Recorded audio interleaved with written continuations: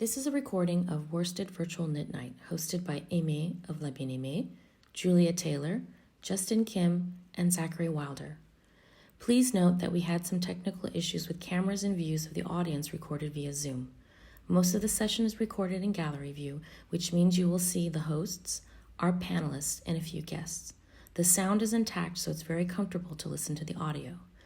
There will be some shifts in view during the Zoom. I apologize for the confusion that this may cause while watching this edition of our virtual knit night. This is our first time recording on Zoom, and the learning curve was quite steep, but we hope to continue with this format of virtual events surrounding knitting. For any questions about Worsted Book, LBA virtual knit nights, or events, please feel free to email us at contact@labienaime.com. Pre-order for Worsted Book can be made at labienaime.com or any Len Magazine global stockist. I hope you enjoy this special Knit Night discussion around worsted, a knitwear collection curated by Aimée Gille. This new knitting book releases on November 26th. Welcome everyone to another edition of La Bien Aimé's Virtual Knitting Circle. I started this series of knit nights last year during the pandemic. I was really missing hosting my knit night at my cafe. I've hosted a knit night every week for 13 years, and then the pandemic came down and it was like no more knit night, and I was really missing it. So I started these virtual knit nights so that we could all be together and knit together from the comfort of our home. And I have my fabulous hosts with me, Julia, who works with me here at La Bien Aimée. She's in charge of yarn support and communication. Hi, everyone. Zachary Wilder, who is a friend and a colleague. He came and worked at La Bien Aimée for a while during the pandemic. Hello. And Justin Kim as well, who is a dear friend. And he has worked at La Bien Aimée as well. Hi. They have joined us. So I'm going to let Julia, Zach, and Justin tell you guys a little bit about yourselves. You guys know who I am. So I'm going to let Julia introduce herself. Hi, everyone. So my name is Julia. I've been working at La Bien Aimée for over 2 years now. And I started working in the boutique when the boutique still existed.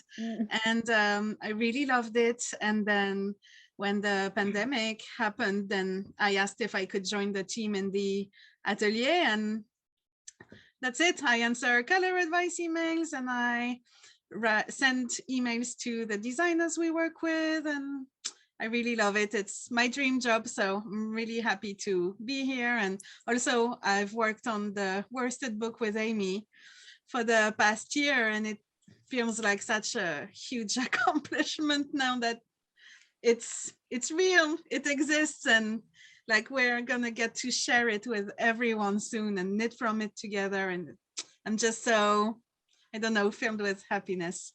That's it. I would not have been able to make this book without Julia assisting me. So she was an integral part of going back and forth with the designers and being moral support and just helping me get through and get everything done. So really couldn't be prouder of how it turned out. I mean, I just love all the designs, and it was such an amazing experience coordinating everything and working together with Aimée and with the designers. And I don't know, it's just my favorite thing I've ever done. That's it. Yay. Zach, to you. Zach, tell us a little bit about yourself. My name is Zachary Wilder. I'm from Los Angeles, California originally, but I live in Paris. When my profession is an opera singer, and I met Aimée because I'm also an avid knitter, and I got to know her about when I moved to Paris. And when the pandemic hit, I, like Justin, lost all of my work and suddenly found myself very available. So I wrote to Aimée and asked if she needed any help, and I ended up working at La Bien Aimée with Aimée and with Julia and with Justin for 9 months, which was really wonderful. And I got to meet a lot of you that are actually here this evening at Knit Night, and it was like a whole world opening for me of amazing knitters and this whole like huge community of people. So That was an amazing surprise for me. So I'm happy to be here, and I'm super excited about the worsted book, and to knit along with everybody on this amazing adventure. So. Justin, tell us about Woo! yourself. Well, hi, my name is Justin, and I was born in Korea, raised in the US near Chicago in the suburbs. And the rest, you can literally like copy paste whatever Zach said, because we call each other work husbands in like so many levels now, because we work in opera together, oftentimes with same conductors and other colleagues, sometimes work together in shows. And also working at La Bien-Aimée, I was on the dye floor while Zach was in the expedition.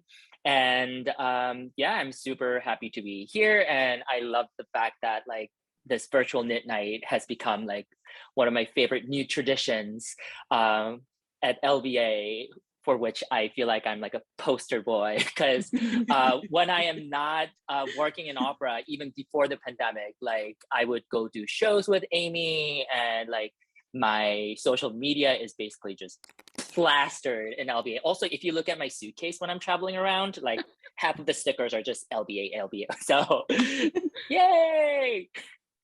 It's so true. I'm so grateful to have these friends. At the beginning of when the pandemic came down last year, my staff, I had a huge turnover. It was a stressful moment for so many people. And it just happened to work out great that I needed these two guys to come join my team. And they helped me rebuild everything from the scratch. We just moved into a new studio. So it was an incredible moment for all of us. And we brought together this virtual knit night. And we're really happy to start this back up again. We had to kind of put it to the side because the work around the book became too intense and we just didn't have enough time. But now we're going to start these again, so stay tuned. All right, so I see that there's still people joining in through the waiting room. Welcome to those of you who've just joined in. Feel free to pop into the chat and say where you're from, tell us what you're knitting. Feel free to chat amongst yourselves. We love how like interactive our guests are. If you have questions, you can use the chat to pop questions in there. Also, you can email us directly at coloradvice@labienaime.com. Julia is going to pop in a link page that's going to take you to our website where you can get access to everything. So if you want to see Justin's work or Zach's work or any of the designers who are featured, no? What? Sorry, I didn't make a links page. I send the links to Justin and Zach, and so they can help me put the links into the chat. Yeah, okay, sorry. Well, we had intended to do that, but in any case, if you follow me on Instagram, I'm often retagging these guys. And if you would like to stay in touch with them, email us and we can put you in contact with their Instagram and their websites so you can follow along in their yarn adventures while they're singing opera, which is really cool. Ooh. All right, so I think, did I forget anything before we move on to the next segment, Julia? No. Okay, I just want to give a quick rundown. So we have broken up the evening into kind of an interview style. We're going to start out with Zachary Wilder. He's going to be interviewing me and Cindy. I'm going to come back up here and grab Cindy really quick. There you are. And pin her. So you guys, I've been doing Zoom for like 2 years, but I still like every time I do this is like brand new. So I'm going to pin each person who's going to be talking so that you guys can just sit back and relax and not have to deal with anything else. There you go. Voila. All right, so Zachary's going to lead this first portion of Knit Night. Well, I'm really honored to be interviewing you about this amazing project. And I guess the main question that we want to start off with is the origin story of this book. So Aimée, could you tell us a little bit about how the idea came to you to start this project?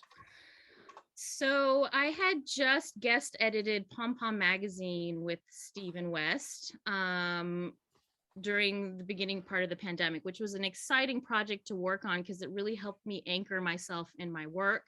It was a long-term project where we had regular meetings and deadlines to work on, and it was a real learning experience for me. I had never even thought about publishing or editing or anything like that. It's just not in my wheelhouse. And so I learned an enormous amount during that time. And that magazine, that was the issue with Justin Kim on the cover wearing Foxtrot sweater, had come out in November. And it was such a wonderful high. And then Christmas came around and we closed for 10 days, and I just kind of like went on vacation with my family. We went to our favorite island, Belle-Île-en-Mer, and we just kind of hunkered down, and I did nothing but think about like what I wanted to work on next. And all during in the background of working at Pom Pom magazine with Stephen and editing this issue, I had been designing a yarn as well. So I had started the initial designs for Corey Worsted, and I thought, okay, I've got this yarn. What am I going to do with it? How am I going to launch it? It was the first time that I had created a yarn from the very beginning all the way to the end. And so I thought this would be great if we could feature this in a book, or I could maybe make an e-collection or something like that. And then my mind started kind of going. And I was like, maybe I could like curate a knitwear collection based on worsted weight, because this was the weight that I had created for La Bien-Aimée. It was something that was missing from my yarn lineup. And I came back from Christmas and I like contacted Lina magazine and I said, I have this idea. What do you think? And Yona and Cindy were like, yes, let's do this. And so pretty much that was at the end of December. And at January, we came back from Christmas and I just started contacting designers and we started the work. Wow. Get worsted out. Yeah. Well, and worsted is such an iconic kind of classic weight yarn. And, can you talk a little bit about the process of creating the Corey worsted as well, and how you came to, because you have a lot of other base weights in your collection, and this was the first time that you'd done a worsted weight, but it also has a lot of special characteristics, as I recall. That's true. Earlier in the year, I had released Helix, which is a heavy lace weight, 650 meters, which was a blend of Falkland Merino and Gotland. And that was when I was really introduced to the Gotland fiber. And I became slightly obsessed thinking like, can I put Gotland in all of my yarn and everything like that? And the use of Falkland Merino is so common. And so I was looking to pair it with another breed. And so that's why I gravitated towards Falkland Corriedale. And also I wanted to add a little bit of bounce to the yarn. Corriedale is wonderful for that as well. And so the Gotland brings in this nice heathering color. So the base color that we dye on is called French Gray, which was modeled off of La Bien-Aimée Helix.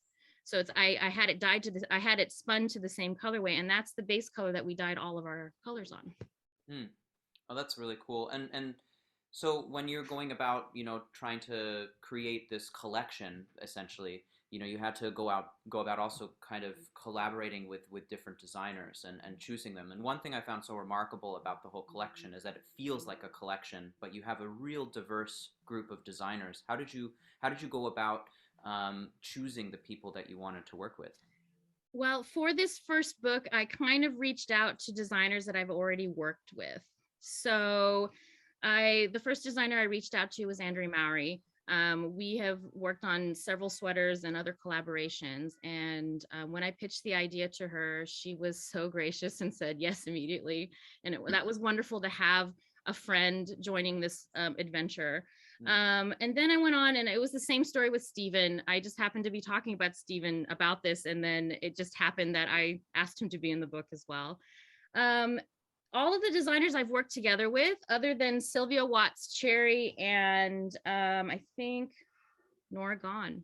So, and so for me, it was kind of like, I really admire both of these designers' work. And so for me, those are the last two that I kind of booked or kind of, asked to join, because I was really like, these people inspire me. And I was like, this is going to be my opportunity to meet them and work together with them. And so when I reached out, I was so thrilled that they accepted. Well, along the lines of that sort of kind of collection feel, I wanted to talk to Cindy a bit about the look and the feel of the book. I know that you did some of the photography for the book, and I remember working in expeditions with Annie, who does a lot of the photography. It's not an easy job to photograph yarn and especially for the color, which I find really true to but also even getting the form and everything. Could you talk a little bit about how you approach photographing knitwear and creating the look of the book? Well, we have quite a lot of experience photographing knitwear, of course, because at Line, I and Jonna photograph most of the books and publications we publish. So a lot of it comes from experience, but also about, knowing what you are working with. So when we photographed worsteds, you really have to, introduce yourself to the collection. It helps a lot that we know Aimée well. You get that feeling. You get the essence of the collection, and you feel it. I always think that when you photograph something, you have to feel it. And when you are photographing something that is not a living object, like fiber, it's not a living object like a person or an animal or anything like that. I think you have to build a connection to that in a different way to make it feel alive. So ways to do that is the angle which you are photographing it, or fiber is so three-dimensional that it's a really nice thing to photograph, that you get the whole tactile feeling of it. I think we did quite a good job here with this book as well. We photographed it near our hometown, Tampere. So in Finland, in autumn, we had one of the last really gorgeous autumn days.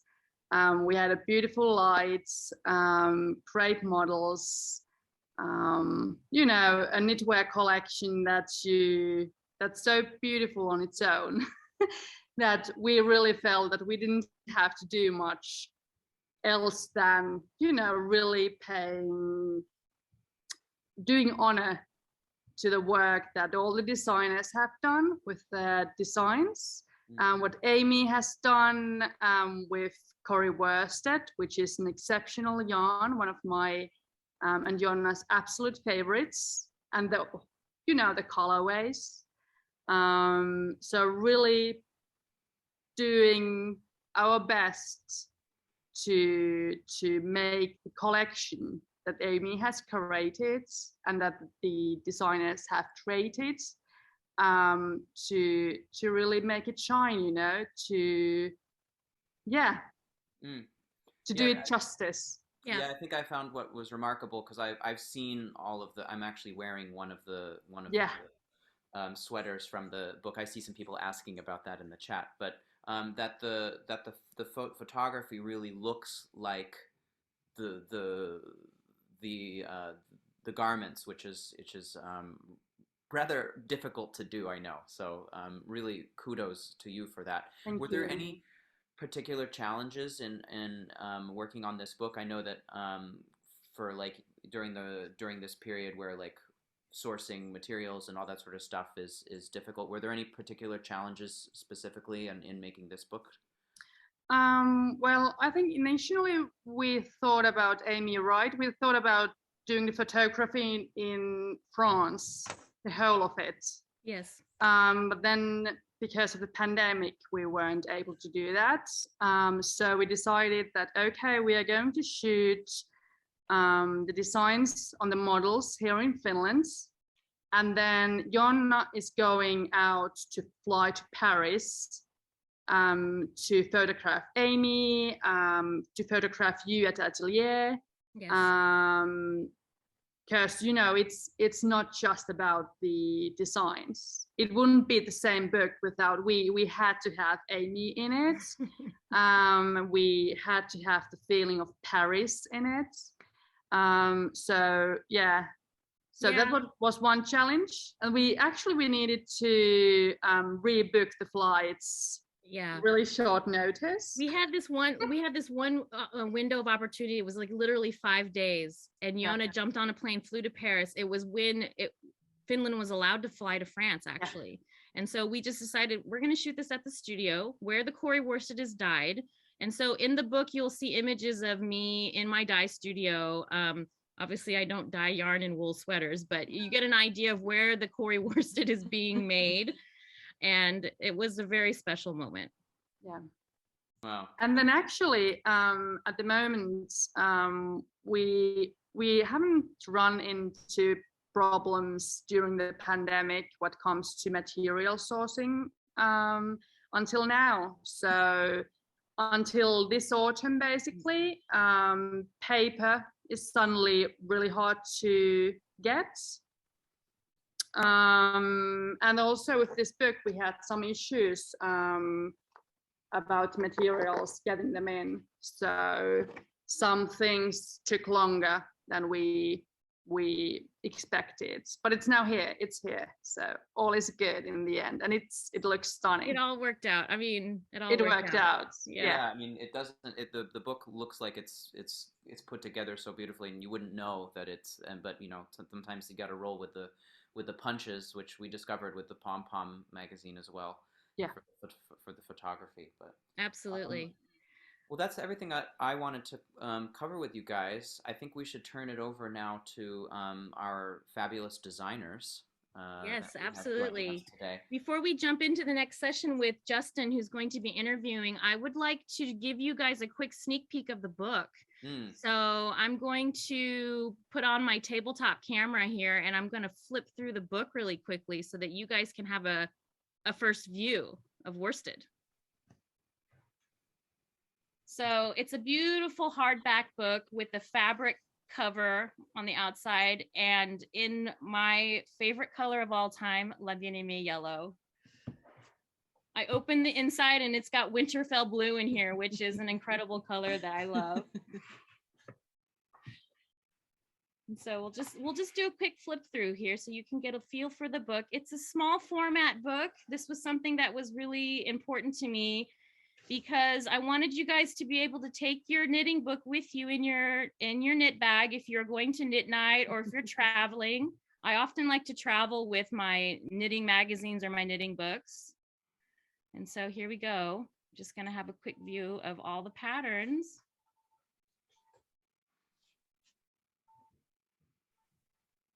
I wish you guys could smell the paper. It's like, I don't know what it is about this paper, but it smells so sweet and so lovely. I really wanted to create a book that would be something that would be cherished, that you could show on your coffee table in your living room if you're inviting friends over to knit, and just something to have and to hold.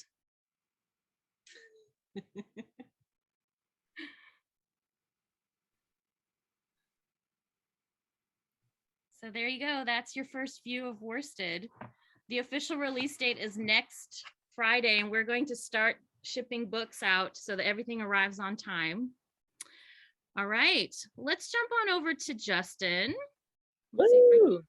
Let me get you pinned here. There you are. Ouch. And he's going to first interview with Seisha Green. All right. Yay!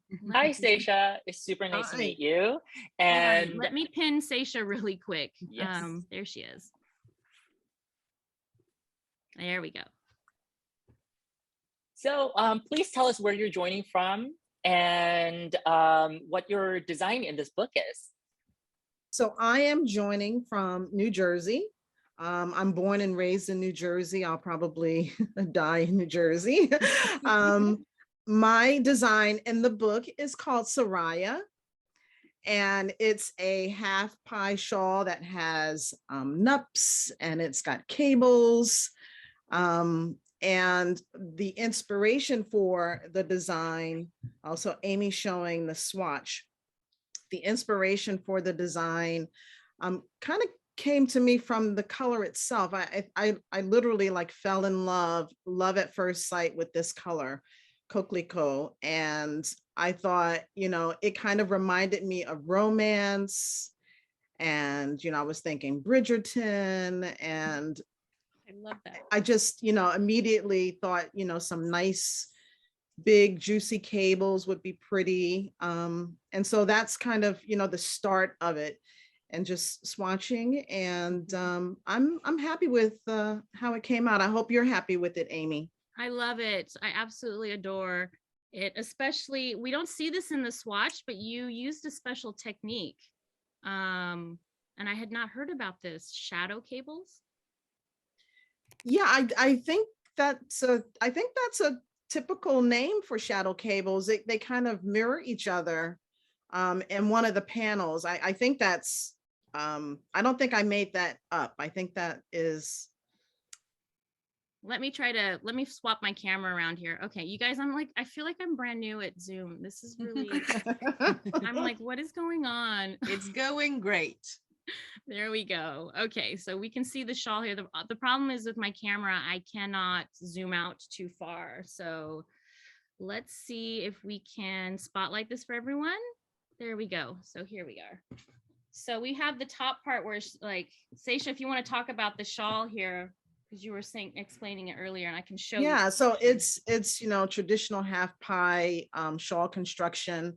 The first kind of larger, there's some slip stitch sections that separate, small little slip stitch sections. So the first big section are nups, and then the next big section are these shadow cables. And none of them are too difficult. So it's like, I think that, the design is very approachable for, even if somebody is new to cabling, I think that it is quite approachable. And the bottom one is those larger, what I'm calling juicy cables. So there's like, panels of these larger cables along the bottom. And then on the very bottom, it's like a garter lace Order. section, just to give it a little prettiness. It's gorgeous. Yeah, it's so lovely. Yeah. And I was wondering personally, like, your last collab, like Whispering Willow had brioche, and were you at all like tempted to stick in some like one color brioche in there? Or I actually was tempted. I was tempted, and then Aimée told me that Nancy was going to be part of the book, and I thought, I'm not sure if I should do that. I don't know. I'm not sure if it would be good enough. And then plus, I wanted something. A lot of people, I don't know, for some reason find brioche intimidating, and so I thought maybe I should leave it out. I should leave the brioche out. I definitely thought about it because I love it so much. And this is actually Whispering Willow. This was my first project with Aimée, and I love these colors, Aimée. And so, yeah, obviously it went through my mind, but I thought, I wanted the design to be something that everyone would think would be approachable, and some people find brioche intimidating. Well, thank you so much. And what is your current project that you're working on, or anything upcoming that you can share with us? So I don't have anything that I can share. I am working on a design for Woolfolk, and it's in very early stages, and I don't even have it casted on. But that is what I'm currently working on. Cool. We have something to look forward to. Something to look forward to next year. Yay. Thank you so much, Seisha. Thank you. Nice meeting you. Nice meeting you too. And now I have some questions for Sylvia, who I actually met through this Knit Night event last time we did this together. And she is the queen of Intarsia, the queen of jewel tones. I mean, everything that I love, she just does it. So please tell us a little about yourself, where you're joining us from, and like how long have you been designing? And oh my gosh. Okay. And apologies, Nancy, for this introduction. I mean, we know who the real queen of Intarsia is. There can be multiple queens. There are lots of nations out there. Okay, I'm a queen. All right.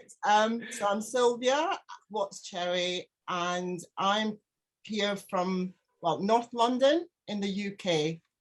And I'm seeing everybody wearing beautiful sweaters, and I'm sitting here hot. So no sweaters for me. How long have I been designing?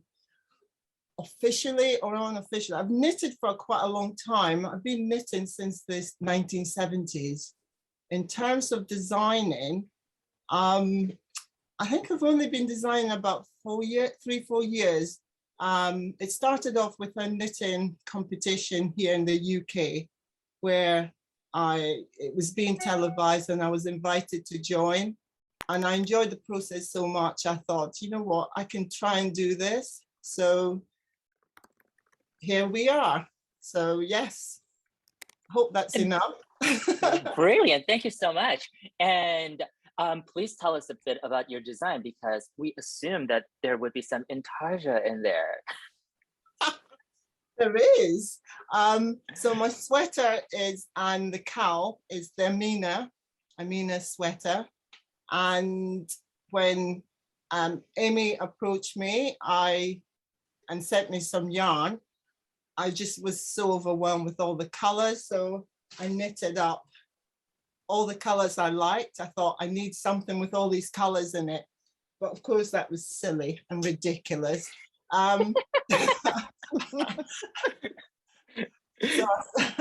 would love to knit with those colors, honestly. You know, like I love your I just taste. wanted all the colors. So as you know, a lot of the designs I do come from looking into indigenous African tribal garments and textiles. And that was where I started from. I thought, you know what, and this needs to be part of my design. So, you know, I'm just going to show you how I started. So I was looking at this image, which is an elephant mask design. And I thought that it would really work in terms of a design, which I started working on with the yarn. And the yarn was so beautiful, by the way. I just couldn't stop knitting. So this is what started coming up, but I didn't think it looked right, because I don't know if you can see, but it just didn't look. I mean, look. Hold on a second, Sylvia. Let me spotlight you so you can show everyone. I remember that Zoom conversation when you showed me that. It just didn't look like the sort of thing that would be going in a sensible book. So I thought, no, let's just go back again. And but they're from the same area, which is sort of North Africa, Cameroons. I was looking at modesty coverings for females, you know, covering the genitals. And I was looking at these designs, and there were so many diamonds in them. And I liked the way that the colors were playing with each other. They weren't particularly regular diamonds. It's full of color, texture, and I wanted to put that into my design. So that's where Aimée came from. It's a series of diamond shapes, and each diamond has something slightly different. Some of them are striped, some of them have got the textures, and there's some cables in there. But choosing colors was really impossible, I tell you. So I've played with so many different colors, so many ideas, and my daughter kept telling me, no, Mom, everything you're choosing is so old. So eventually, the only thing I knew was I had to have the cocoa color. It just was such a beautiful color. Whatever I did had to have that in it, which is what I ended up with. So once I'd done the sweater, I thought, I like to keep knitting. So the cowl happened as well. And it's just as well the deadline came, because otherwise I would have carried on knitting something else. But yeah, so that's a little bit about the design. The design has come from my research into indigenous African designs. And yes, there's intarsia, but it's not the picture intarsia that I would normally do. I just felt that I wanted to add some texture. It was the yarn just asked to be put into some sort of texture. And so what's the construction like for this, Amina? Sweater? It's very, very simple. The actual intarsia is just in the front, because I just thought some people think intarsia is difficult, which we all know it isn't, because I wouldn't be doing it if it was. But it's a setting, it's not a setting sleeve, it's a drop shoulder, and it's just plain front, back. It is seamed because, you know, intarsia is a little bit hard to do in the round. And I prefer seamed garments anyway. So the front just gives that bit of interest, but the rest of it is very plain. So it's not something that would be difficult to do. And I have a personal question. Well, like, you know, I just love complicated knitting. I think it's just such a fun challenge. And if you like, I've tried intarsia in the round, watched many, many YouTube videos, and I find it personally fun. But for those who are like terrified of intarsia, and if you could like give some words of advice to dip your fingers in the world of intarsia, like where would you begin? How would you begin? And what kind, yeah, like how can you help them to get over the fear of intarsia? I mean, it really is not a difficult process. It's really very simple.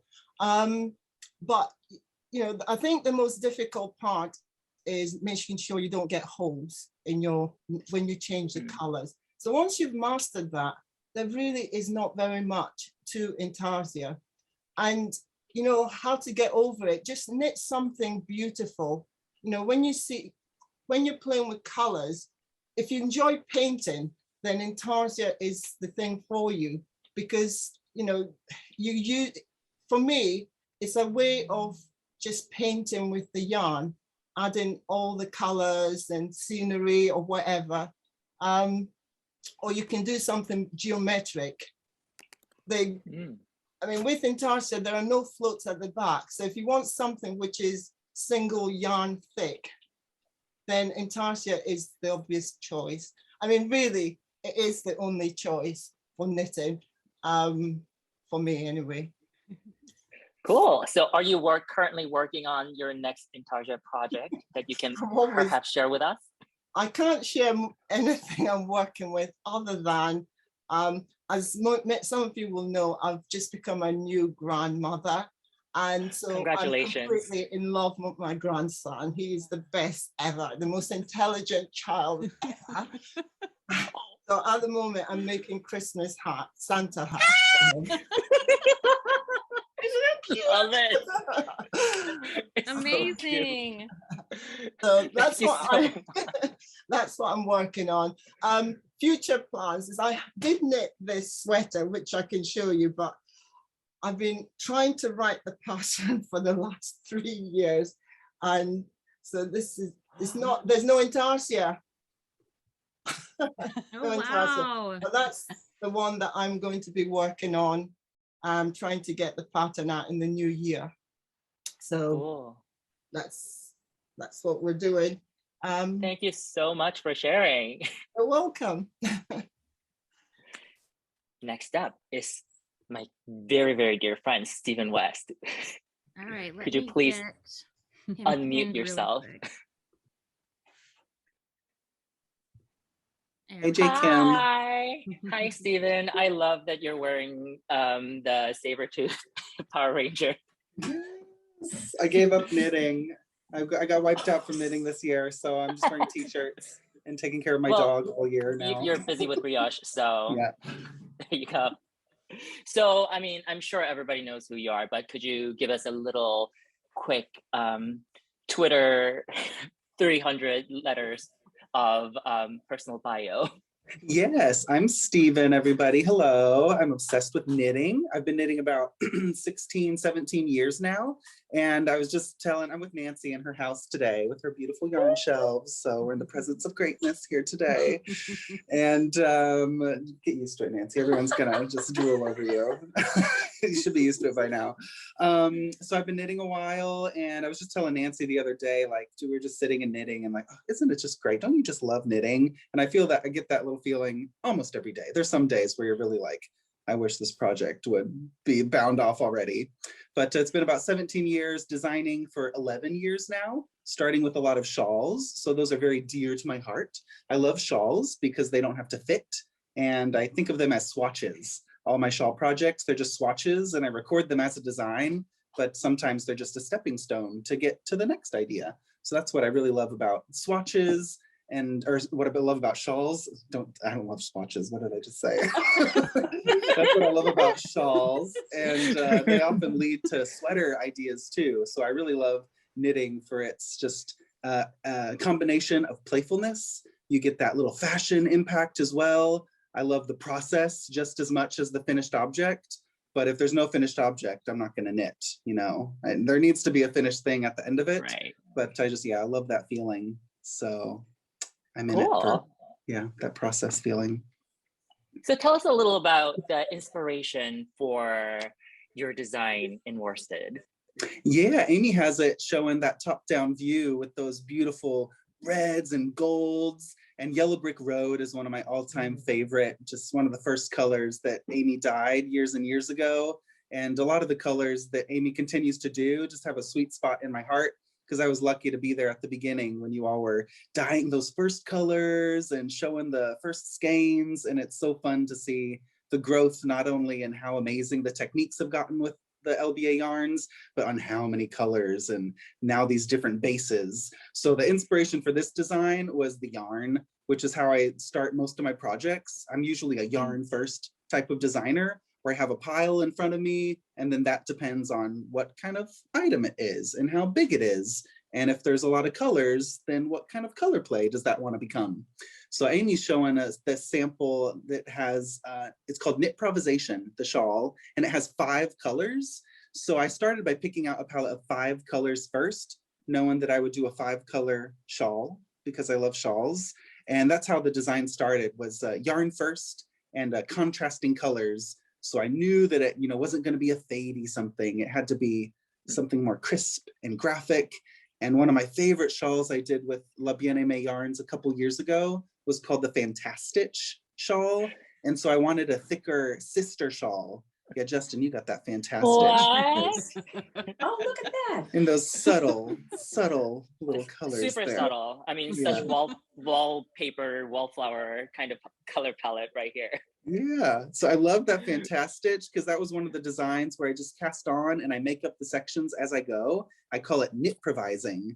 And Aimée named the shawl. I didn't name it Knitprovisation. So when she named it Knitprovisation, I was like, how do you know me so well? That's exactly what I did. Can I just jump in real quick to say that this name, okay, the name of the shawl was Sampler until the last minute. And I was sitting and reading the text with Julia, and I said to Julia, I was like, God, Stephen is the king of knitprovisation. And she looked at me, she goes, that's the name of the shawl. It's perfect name. It fits. It is what it is. And I knew I had to start with cables. And sometimes us knitters, we're so sensitized to yarn and its minute qualities. Any other non-knitter is like, that's yarn, that's pink, you have all the pink yarns. You're like, no, it's heathered gray with a different sheep blend. And we know the twist and how it feels different. So the yarn, this type of yarn, the Corey worsted, it really speaks to you in that way. Whereas, yeah, there can be beautiful yarns and you love them, but it's just another yarn. But this one has these just minute characteristics that are, it's not quite that yarn, it's not quite any other worsted. And I love color play. And the Corey worsted just really spoke to me to do this 5-color, multicolor project, because you can basically put any 5 colors together with her palette and it's gonna look amazing. Like, even if they're all more dark tones or no matter what color of the rainbow they are, because of that heathered base that's spun throughout all the colors, like if you just blindly pick 5 colors that you love, it's going to look amazing in something like the Knitprovisation or Sylvia's Colorwork sweater or poncho or any of the other designs. So it's really a yarn that makes it easier for you to work with and have it look good, because Aimée spent so much time making sure that they have that harmony in the palette. Yeah, absolutely. And so many people are asking, is our newest favorite knitting influencer Brioche around to say hello to us? Yeah, he's slumbering, but let me... Oh. Sorry, Brioche, just woke him up. He just woke up from a little nap. Yes. So he's a little naked right now. He has sweaters in every color this winter. So this will be next up on my list is he'll need a Corey sweater, a little worsted sweater. And He I must be just such made an one. inspiration for you to knit more and more. Yeah, I used to like design and knit for myself. And so then all the designs were all the shawls and sweaters I made for myself. But now I might not ever make anything for me. You'll just see dog accessories. West Knits Best Knits, that's number 5, dog sweaters. Yes, West Knits Pet Knits. West Knits Pet Knits. Hashtag done. And you'll be seeing a sweater later this winter, I hope, if I finish sizing it. I made a Corey, I mixed with some other worsteds in my stash and also used Corey worsted for a little puppy sweater for my friend's Chihuahua as well. Oh, exciting. Oh la la, Chihuahua. Yeah. Cool. Well, thank you so much, Stephen and Brioche, for sharing with us and being here. Brioche, you look so sleepy. Yes. Thanks for having me. Thanks for having us. Thank you. And now I'm going to pass over the ring to Julia. Hi, everyone. So it's my turn to interview 3 designers. And first, I'm going to talk to Nadia, who is joining us from Switzerland. And so Nadia speaks English and understands English, but she's more comfortable speaking French. So I'm also gonna translate Nadia's answers into English for all of you. So, bonjour Nadia.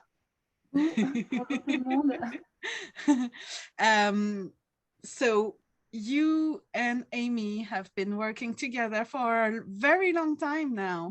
Oui, super longtemps, ouais. En Ouais. fait, c'est Aimée qui m'a poussée à faire mon premier design de châle. C'était je crois qu'il y a presque 10 ans, quelque chose comme ça.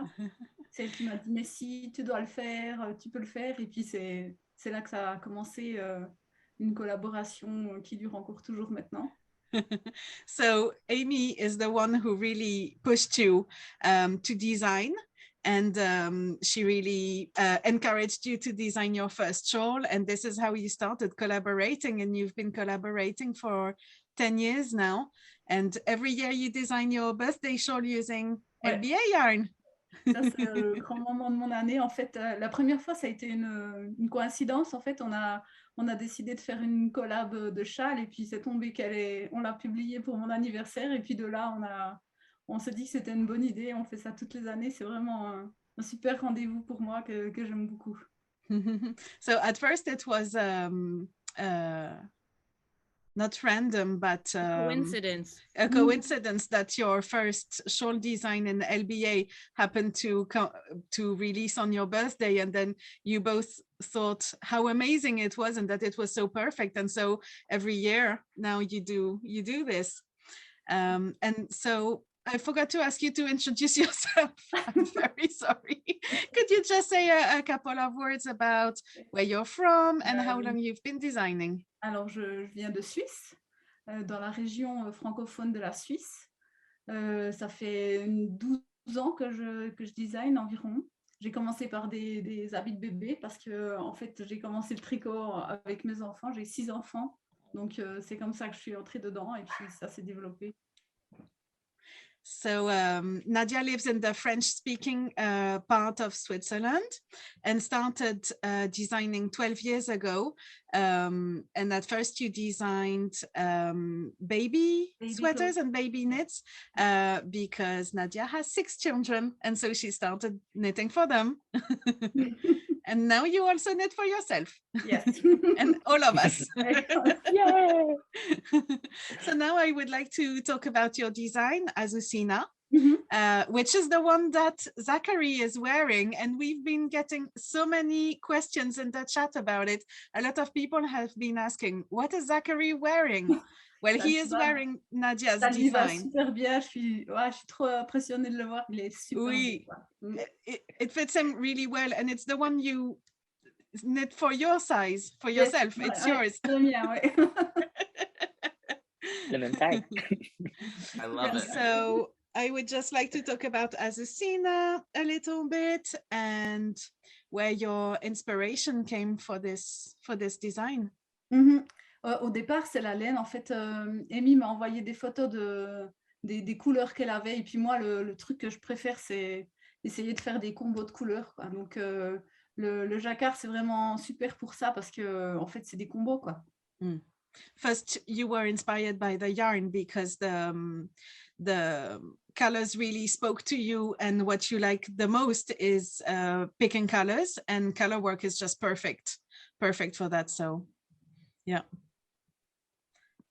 Ouais, puis j'avais envie d'un jacquard qui soit vraiment assez graphique pour que chaque couleur puisse, qu'elle soit pas trop fondue, qu'elle puisse vraiment toutes avoir leur moment de gloire, en fait.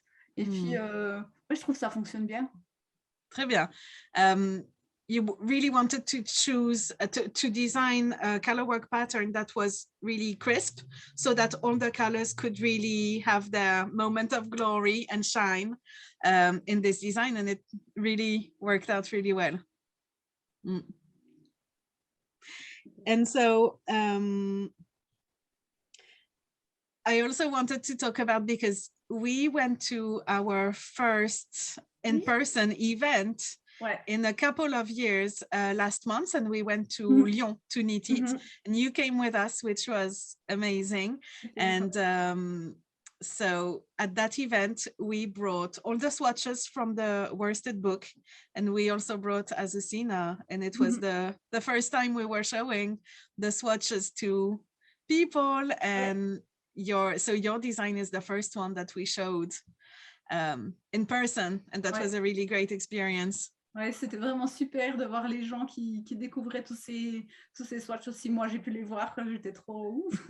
Et puis, on voyait vraiment que les gens, ils étaient intéressés, ils avaient envie, ils étaient curieux. C'était vraiment super, super de voir ça. Yeah, it was really great to see all these swatches and to see people's reactions, because people were just so excited and curious to see all the designs and all the swatches and inspirations. And yeah, it was a really nice moment to share. Et surtout si les gens étaient émus d'avoir dans les mains les échantillons qui ont été tricotés par Nancy Marchand, Stephen West, etc. C'était un peu...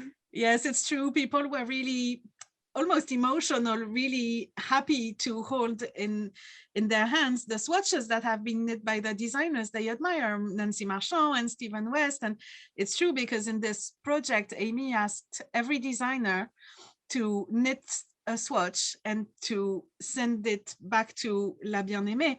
And we have everyone's swatch, and we've been showing them, and so people could actually touch and hold and feel the swatches of all the designers who participated in the book.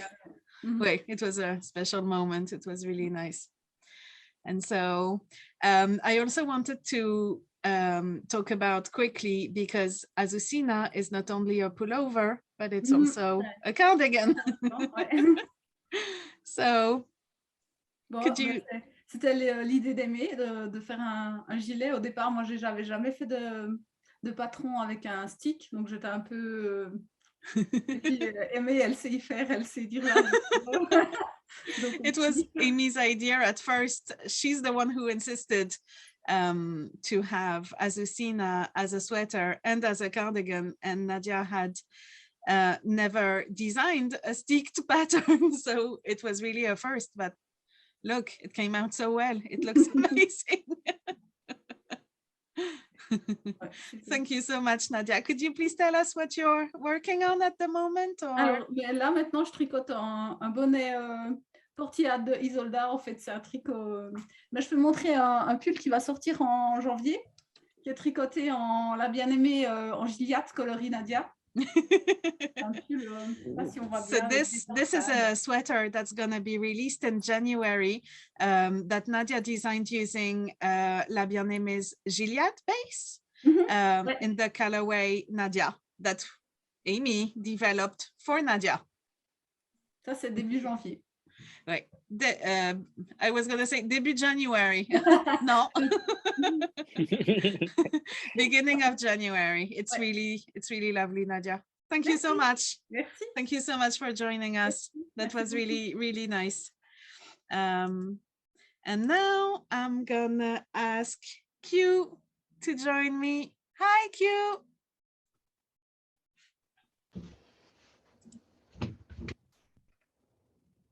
Hello. Yay. So this is Chen Q Lam, and she designed a beautiful scarf for worsted called the Asawa scarf. And so, hi Q, please introduce yourself a little bit. Hi, my name is Q. I am calling in from Baton Rouge, Louisiana. This is where I grew up, but I have also made homes in St. Louis, Japan, and Washington, D.C. before coming back here.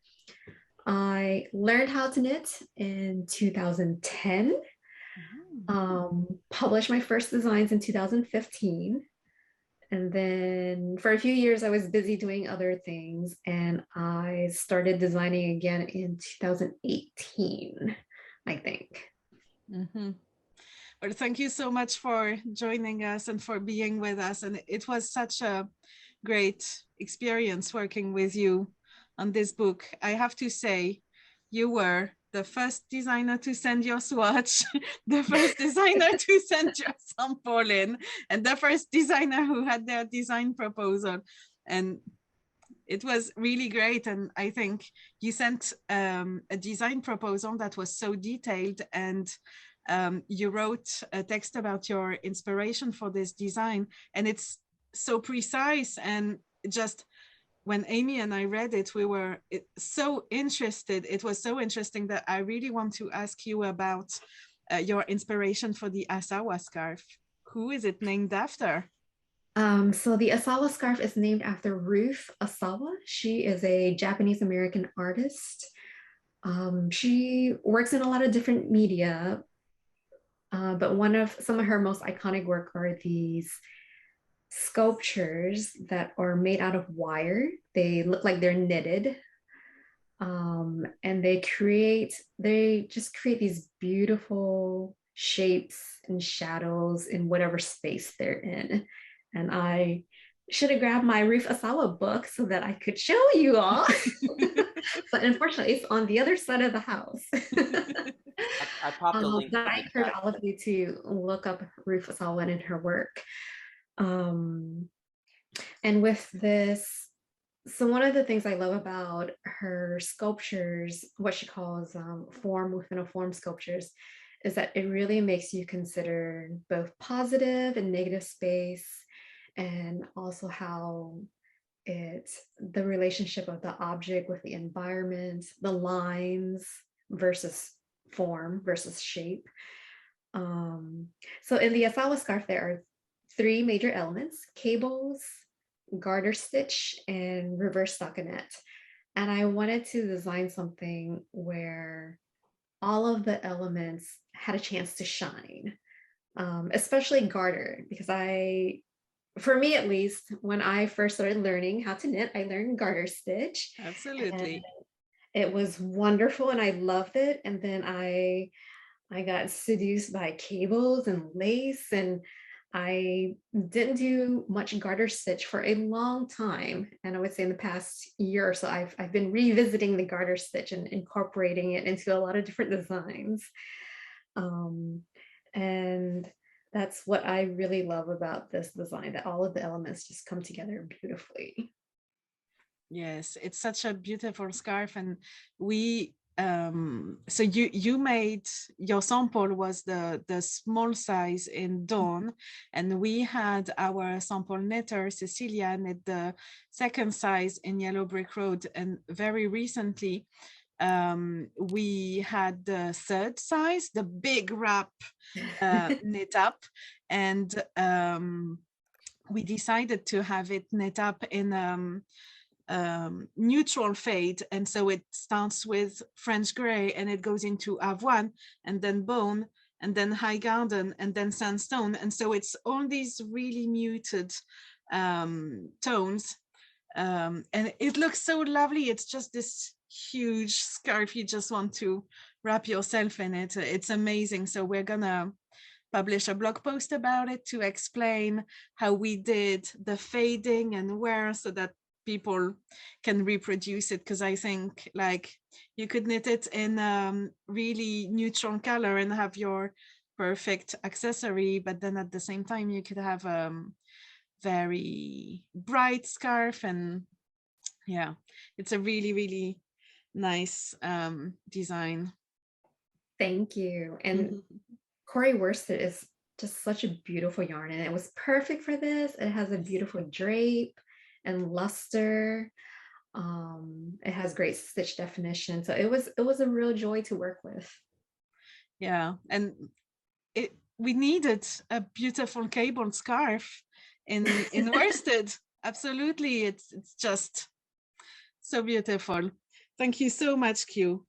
And I think it's time to take a a break. Yes. So usually what we do about at this time at 1 hour in, we take a 5-minute break so that we can go refill our water and everything like that. So I'm just going to put on a little bit of music and we'll be back in 5 minutes. Just hang out. Nothing's going to happen. So we'll be back.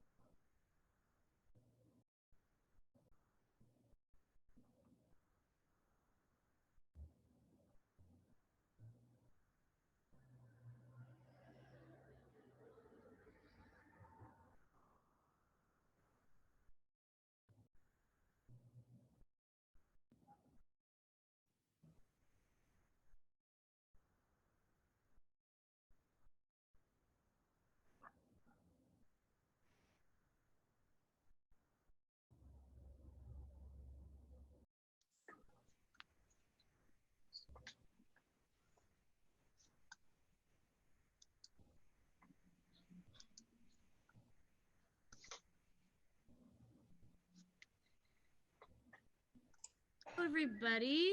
I think we're coming back now. Let me just.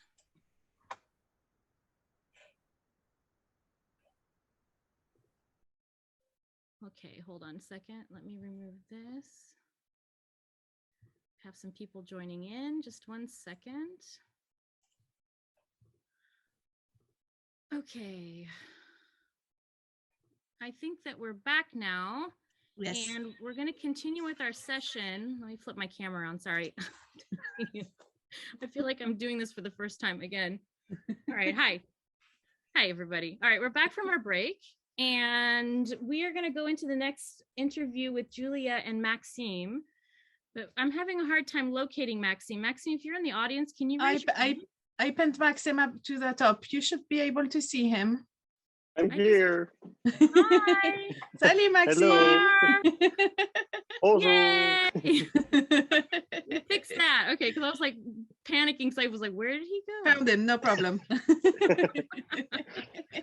Hey, All right. Maxime, thank you so much for being here. Thank you for having me. So, could you please introduce yourself quickly and then we'll talk about your design.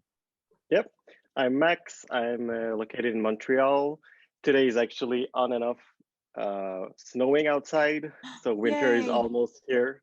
Yeah, it's cute because it's the first day. In 2 or 3 months, we might not have the same emotion about snow in Quebec, but right now. Sorry, it's I nice. live in Paris.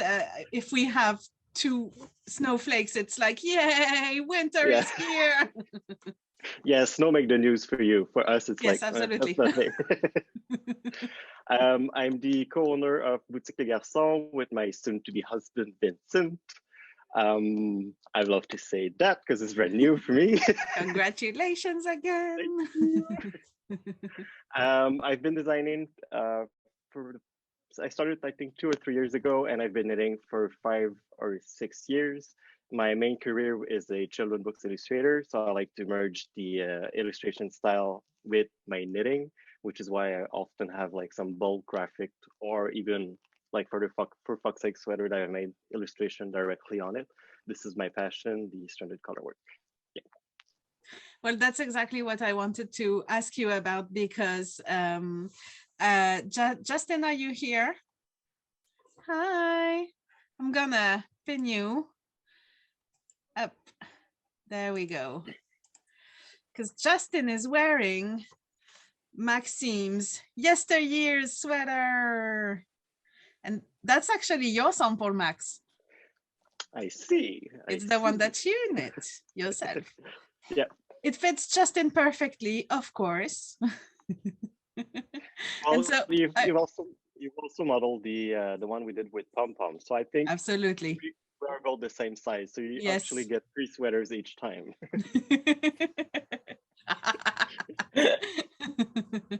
And so I wanted to talk about yesteryears with you because I just love how graphic it is. And I know that you being an illustrator, you actually use your talent to design color work. And so I would love for you to say a little bit how you came up with this design and how you translated your graphic sense with the Corey worsted especially. Well, it was actually my first design using worsted weight. And I had the idea of creating something bold and big at the same time, because I was usually working with fingering or DK weight. So I thought at this time I had the opportunity to have like big shapes and work with only 2 colors. So it would be acceptable to have long floats because you only have 2 colors. So the hard work is not that bad because it's long float, but 2 colors. For this one, I've just made a doodle and I wanted to create like big shapes. And I've started with the letter Y for the yesteryears, but everyone sees different things in it. Some people see like paper dolls holding hands. You could even see like frog legs. It's like the thing where you could interpret it your own self. And that's exactly what I was going to tell you, because personally, I see aliens with pointy antenna. And Amy and Zach see paper dolls. Absolutely. Cool. Oh, I love that. Hold on. I see paper dolls and hearts. So like Yeah, they're hearts too. paper dolls in love. I see, you know, deconstructed Christmas trees with like Jimi Hendrix style guitars. That's quite specific.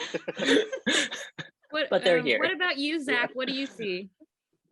I was definitely in the paper doll camp, but also with the hearts, like a heart balloon with a little like balloon bottom on it. Mm. Yeah. Nice. And I love how you used the contrast color as the one that you start with. I think that's an amazing idea. I love it.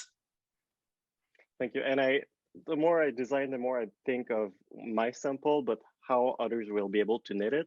And having two bold colors can make it stand out easily. So if you have a darker color on top, it's going to make it more heavier here, but it's going to highlight the yoke even more. So you can play around quite easily. And I've been lucky enough that when this one was tested, a lot of people use curry worsted and try different color combination. It was really cool to be able to see how the color works together. Yeah. Yes, we chose rust for the contrast color and then sandstone for the body in order to show what you could do, like the negative of what you did, to show the strong color at the top. Also, a color like rust, it brings a lot of light to your face as well. Yeah. Mm. Yep. And I love that some of your testers chose great colors. I mean, I like pink. Some people know that. And I saw that one of your testers chose High Garden at the top and Madeleine on the body. And that's just my favorite version of your sweater. I'd like to say I'm quite proud to have the gray design in a colorful book. So this is like totally me. I have to say really quick, yeah, I have never had so many testers for a pattern. In all the 6 years that I've been doing yarn support and helping designers get their designs out, it was epic, Max. Nice. They really showed up. It was quite cool because I couldn't send any picture of it. It was like a blind test. So I'm quite lucky that people showed up for that. Yeah, it's such a beautiful sweater. Thank you so much for joining the book. And what are you working on something that you can show us right now, or? Yeah, I've started a new cowl design similar to one that I've designed before, which was the Snuggle Israel cowl. I just love Surrey alpaca, so I love being able to line a project with it. So it's just a nice textured. I'm using Vincent's yarn, and that's my first sample. And the second one I'm working right now, it's this one because I'm always trying to do two versions, one with hand dyed and the second one with my hand spun, because I'm a new spinner and obsessed with this. So. Amazing. Oh, that's so beautiful. Thank you so much, Max. Thank you for joining us. So unfortunately, Tiff Nylon couldn't join us today because she had prior engagements. So we're just going to talk about her beautiful design, Stratified, which is the sweater that Aimée is wearing today. I think I just shared a photo really quick so that everyone can see a picture of me and Tiff and Jan from Forever Yarn at Cakapalooza this fall. We're wearing our Stratified sweaters. Tiff is wearing the original and I'm wearing my pink version. So since Tiff isn't here, we can't interview her, but I just wanted to read the inspiration text that she wrote for Stratified. So she wrote, "My inspiration for this design is the changing of the seasons and how there are specific and prominent colors we tend to associate with each one. I wanted a fun design that would bring together a complete palette of a particular season while also allowing each color to stand alone. Autumn, which is my favorite season, is the inspiration behind the color palette for my sample. I like the idea that one could essentially convey any of the 4 seasons depending on the color palette chosen. The color block design of this pattern uses 5 colorways within a 4-stripe repeat. The manner in which the color transitions flow through the pattern allows a particular color to appear in differing size stripes throughout. The raglan shaping emphasizes the clean lines of the stripes, while satin texture and eyelets enhance the pattern and keep the knitter engaged to the end. This pattern is written for a cropped or full-length body, as well as a cropped or full-length sleeve, providing the knitter with a variety of finished knit options. So we had a lot of fun coming up with color combinations for this design. And this is actually the first bundle that we released from the book Worsted. There will be more, but so for Tiff, we chose a lot of our popular colorways and a lot of different palettes. I always have to make a pink one, which is this one.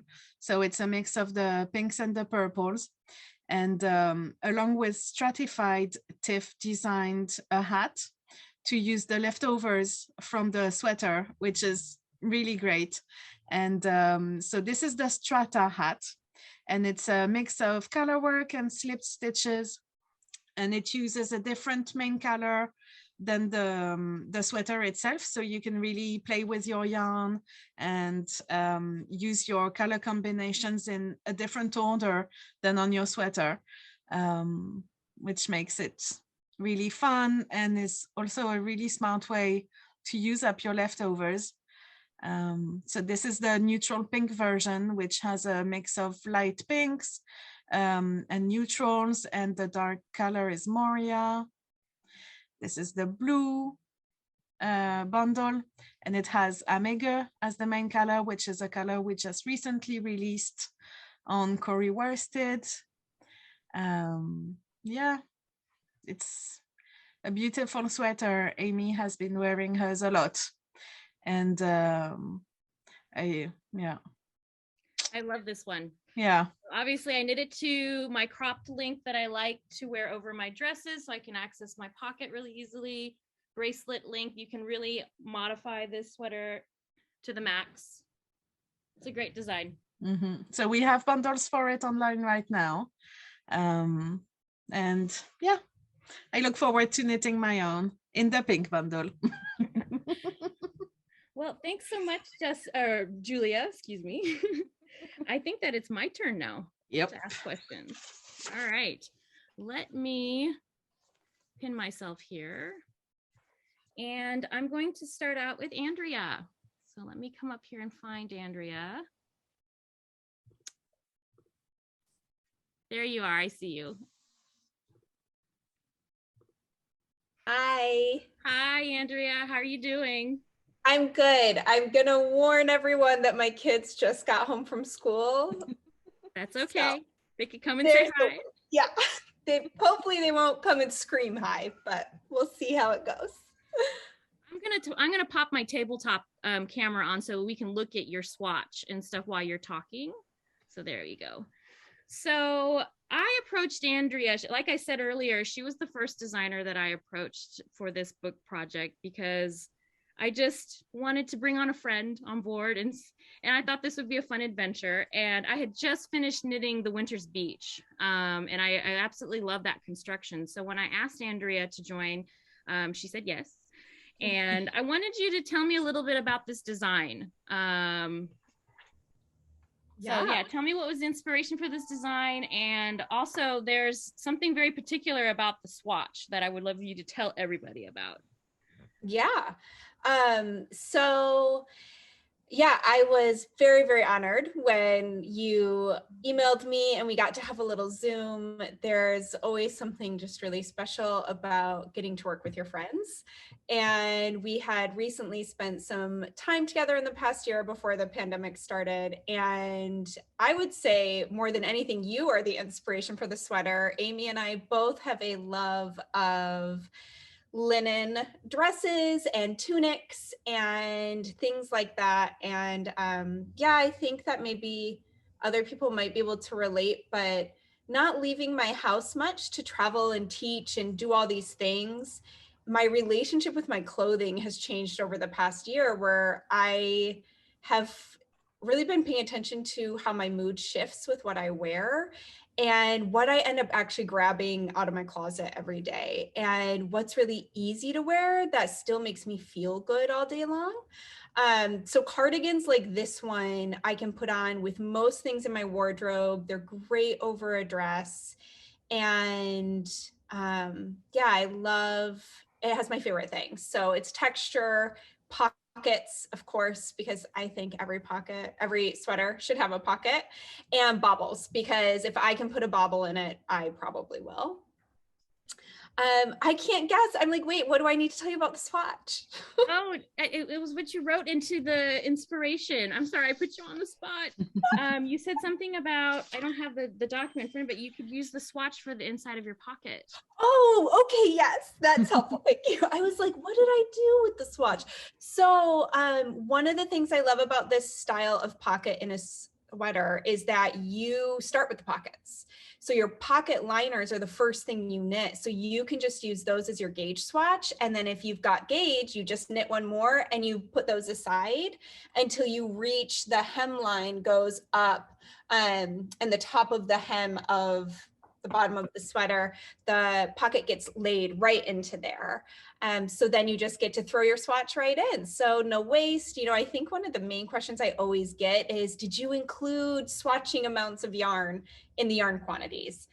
So I do, but in this sweater, you're extra taken care of because it's your pocket liners. I absolutely love that. I am somebody who loves to swatch. I mean, actually, I think I love swatching more than actually finishing an actual garment. So I think that's called being a process knitter. So I don't really care about finishing anything. I'm just all about trying new techniques and swatching. So I really love that you integrated that into the pocket design. It's wonderful. Yeah, you have the most beautiful collection of swatches. I don't love to swatch. And then I see yours and I'm like, oh, that must be so nice to have these like catalogs of these gorgeous swatches.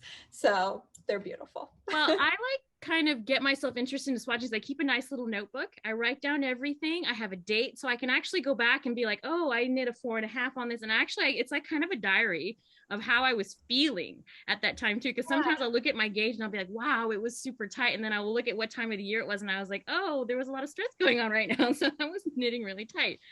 But yeah. I highly recommend swatching. It's really fun. Make it fun for yourself. So yeah. Yeah. I always say it's just more knitting. So if you love knitting, that's what swatching is. But I will also say probably the biggest bonus of being a designer is everyone has to match your gauge. So I can just knit it and be like, what's the gauge on this at the end? That's a secret. Maybe I shouldn't share that, but it's kind of a perk. I want to back up a little bit. And can you tell everyone like how you came to become a knitter and everything? Just give us a little bit of an origin story for. Yeah. So for some reason, I am the only one out of my grandma's 11 grandchildren that she taught how to knit. She could never remember why. I was like, why did you teach me? And she was like, I don't know. But my grandma, I'm going to grab it because it's right here. So my grandma passed away just a few years ago. And her whole life since she was quite young was a blanket knitter. Like besides blankets, I think she knit my grandpa a pair of mittens once, but these are the blankets she knit. And so all of us got one and we got to pick the color.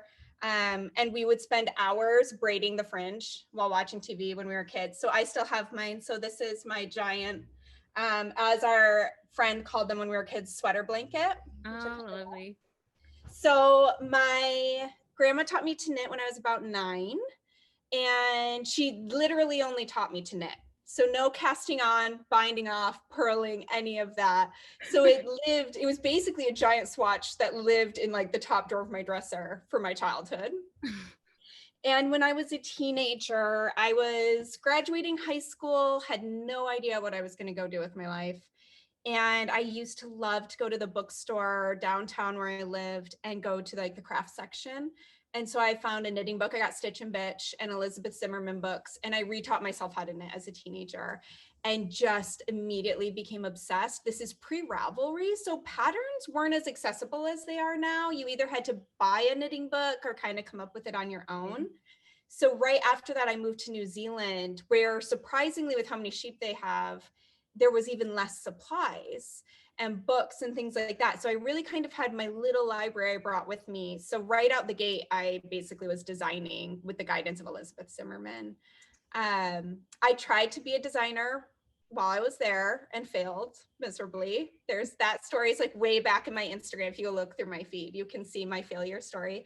But then about 10 years later, right after I became a mom, I tried again, and it very quickly snowballed into what it is today within like a couple months. It just was that serendipitous moment in life where everything came together, and yeah, I've never looked back. That's wonderful. Yeah. Well, thanks so much. I think we are going to be running short on time, so I'm going to move right along to the next person. I'm going to be interviewing Nora Gahn. Thanks, Andrea. Thank you. All right. Let's see if I can get Nora. Hi, Nora. Let me pin you. And hey. Hi. So, like I said earlier, I had asked each of these designers to join me on this book adventure, and you were the only designer that I had never met in person. And so I saved you for the very end to ask you. I've been a huge fan of your work since I started to knit. I have almost all of your books. Like I said, I'm a process knitter, so I will see some technique that you'll use, some cabling, and I will just swatch just that cable portion just to try it out and things like that. So when I was thinking about worsted, because I was going to be talking about texture stitches, cables, color work, and tarja, you popped into my mind. And so I reached out to you, and you graciously accepted to join this adventure. Thank you so much. You're welcome. Thanks for asking. My pleasure. Tell us about yourself a little bit. Like, give us your origin story as a knitter. And yeah. Okay, well, I was all prepared with where I am and how many years have I been knitting and all that. Should I do that first? Sure. So right now I am in Harrisville, New Hampshire. I saw there's some people out there in Peterborough, which is like right down the road. I actually live in Hancock, which is the next town over. And I'm here in the Vogue knitting offices because right now I'm the editor-in-chief of Vogue Knitting, which I was asked to do last year. So that's taking up a lot of my time, but I'm freelance, so I'm still allowed to do things like your book allowed. Like I can do all those things. So I learned to knit when I was 14, and it was a friend of mine taught me how to knit. And then I went home and I knit some yarn from the state fair, and I was all frustrated because I couldn't read the directions. And my mom was in the bookstore and she found Knitting Without Tears, and I had been in tears. So she's like, this is for Nora. So of course it was a perfect book for me, Elizabeth Zimmerman. Anyway, and a couple years later, I had my first thing published, which was 1978, which I just did the math, and it's 43 years ago, which is in contrast to, it's making me feel old. Anyway, but no, that's incredible. But it was 43 years ago. And I was lucky enough that my mom illustrated for magazines like Ladies Home Journal, Needle and Craft. And she brought in like the first thing I designed, and they published it. And that's why I was published so early, because I had that in of my mother there. Well, that's incredible. Yeah. When I was asking the designers to join this book, I wanted to get a wide range of experienced knitters and knitter designers, and maybe new designers as well. And so it's your design is, I think if I can spotlight Julia, she's wearing it. Oh, cool. Hold on a second, Julia. There we go. Okay. Yay. Let me unpin myself here. Not quite there we go. Yeah. Julia is wearing the perennial sweater, which you designed for the book. And I remember when I reached out to you, I emailed you, you asked me like which one of your designs I liked. And I think you mentioned it in your inspiration quote that we put into the book. I had mentioned that I liked Susu that you had done for Loop London. Can you tell me a little bit about the process for designing that front panel for the sweater, and also the overall shape of the sweater? So to be honest, the front panel was designed a year or two, or at least the stitch for it was designed about a year or two before you contacted me, because I was on a spate at one time of designing things that had to do with leaves. So you can picture me like just swatching for days, first working on my computer, getting charts and swatching for days on that theme. Because once I'm in that theme, I really like to go through it, to process it. So that was a swatch that actually hadn't been used before, but I'm pretty careful not to be depressed about swatches like that, to know that even though it didn't get used before, it's still a good swatch. So I knew that stitch would look really great in the Corey, and it did work well. It's got twisted stitches and some 2/2 cables. So that was the base of it. And then the front of it was really thinking about what you had said, that you liked Susu and the kinds of things that you like to wear. So I really love having someone in particular to design for. And so Aimée, this one was for you, where you could wear it with the high skirts that you like to wear. So to get it to be arched, what's the right word, in front, I used some short rows, and I did put some little cables in that covered the short rows, which I thought was kind of fun. So the bottom part, the ribbing that has all the short rows and the little cables on top, I think that's like the most challenging part of the sweater. And then from then on, you could just sail with it. The front does increase a little, like one more repeat of the pattern goes out 2 times, so that it's really like a little yoke in the front. And if I remember correctly, it's straight in the back. Yes, it is. Well, I'll turn it over there. Oh, good. I wasn't sure I remembered right. It's been a while since we finished this project. Yeah. So did you show the front? I didn't actually see it if you did. I've got us both pinned so everybody can see what you're talking about, and I was illustrating exactly what was going on. So I could only see myself the whole time. So okay. Oh, I'm sorry. Oh, it's only one more repeat out to the side. See? Oh well. This was a sweater that was knit in pieces, which I was really thrilled about, because when I first started knitting sweaters, this was how I learned to knit sweaters, was in pieces. And I wanted to ask you, do you knit patterns in like continuous, like maybe top-down raglan with no seams or anything? I don't do raglans very often, but I've done a bunch of yoked sweaters that had like a wedge-shaped chart with cables for the yoke. And I've done other like things that looked kind of like set-in sleeves, but weren't. I try to figure out a reason why you should knit it top down. And I understand why people like it, but sometimes it's so hard at the beginning of a top down sweater, these things that you have to set up, and that doesn't really suit my personality or my sensibilities. So I have done some, especially lately, because people really like them. But for most of my career, even though I started with Elizabeth Zimmerman and circular sweaters, but bottom up, I've had to do things in pieces because that's what the companies wanted. And then I got really used to that. Like, I would much rather change my mind when I'm halfway up the front of a sweater than when I'm halfway up the front and the back of a sweater. Or if I'm working down, like if I'm to the armholes, I don't want to rip that out. Like, so ripping out, and then the stability of seams. And I like resting rows being wrong side rows.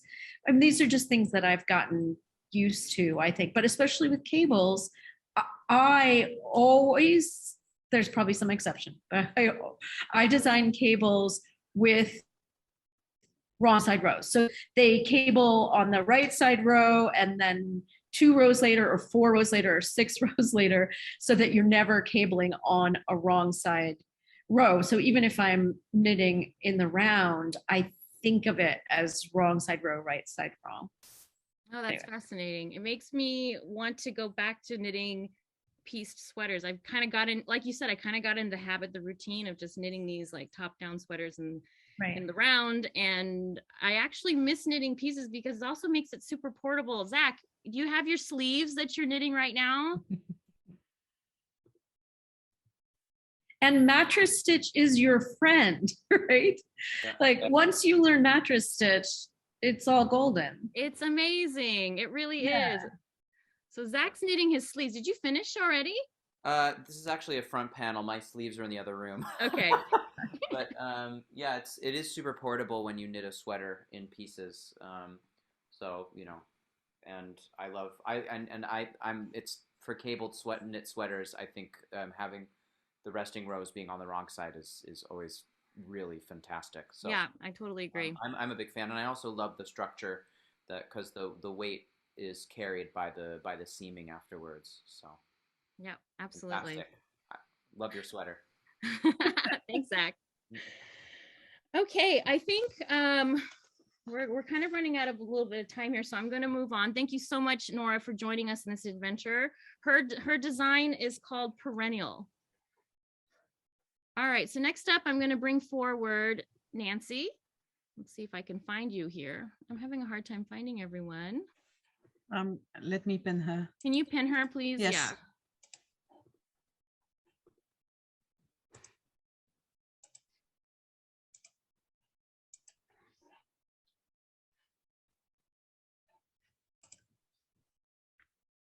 Yay. Hi, Julia. I don't see her. Hold on. Oh, she's next I'm to I'm the old white-haired lady. Oh, stop. With the dark shirt on. Okay, so let me You see me? I see you now. Now I got you. All right, I just have to change the battery really quick on my overhead camera so that I can show the swatch for Canal. Nancy, introduce yourself and tell everyone a little bit about yourself. Well, my name is Nancy Marchant, and I was born and raised in Evansville, Indiana, but I moved to the Netherlands in my late 20s. And I've been knitting for more than 60 years. And I've been knitting the whole time. I never quit. And so I've kind of gone through it all. I have to say, I brought Nancy into this project. She's my knitting mentor. During the pandemic, we got into the habit of kind of talking to each other all the time, just texting messages.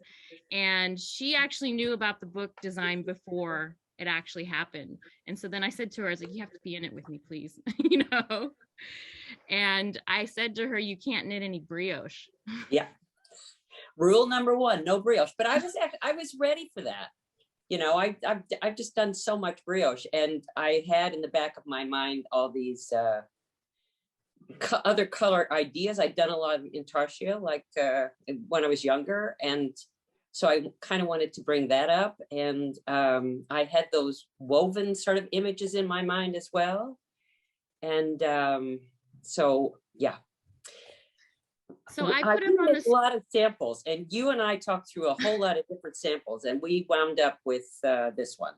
Hey, Julia, do you have the swatches of the other Canal? Yes. Can you pop them in here? I think so. Hang So on. when I started working with Nancy, she wasn't sure what colors she wanted to use. So I just sent her one of each, kind of like what I did with Sylvia as well, so that they could have the full range. And it was really funny while we were working on this, I was making the colors as I was finalizing them. I was like literally throwing them in a bag and sending them out to Nancy, like, here's another color that I could finalize.